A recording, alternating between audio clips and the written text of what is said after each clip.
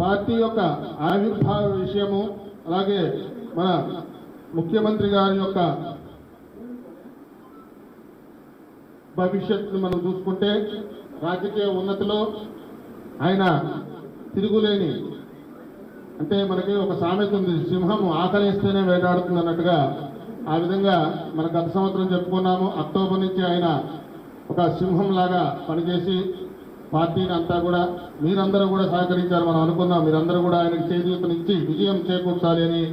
అందరికీ కూడా భగవద్ ఆశీర్వాదం కలగడానికి నేను కూడా నా ప్రయత్నం చేస్తానని చెప్పడం జరిగింది. ఖచ్చితంగా ఈ నూతన సంవత్సరం, క్రోధినామ సంవత్సరం రేవంత్ రెడ్డి గారికి అత్యంత యోగవంతంగా ఉన్నది.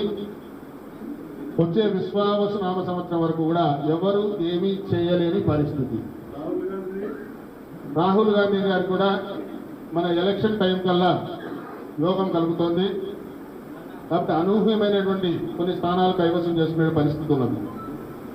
ఇక అందరూ కూడా ఎంతసేపటికి దేశం గురించి, రాష్ట్రం గురించి చెప్పారు, నా గురించి ఏం చెప్పారు ఏంటని చెప్పేసి అందరూ అనుకుంటూ ఉంటారు. కాబట్టి ప్రతి ఒక్కరికి కూడా మీ వాళ్ళకి రాసులు తెలిసి ఉంటాయి. చాలామందికి ఈ మధ్యకాలంలో మన ఆధ్యాత్మిక విషయంలో అవేర్నెస్ వచ్చింది, చాలా సంతోషకరమైన విషయం. మొబైల్ వచ్చాక ఇంకా ఉన్నతి పెరిగింది. అదేవిధంగా ముందుగా మేషరాశి వాళ్ళకి ఆదాయం, వ్యయం, రాజపూజ్యం, అవమానం చెప్తున్నాను. తక్కువ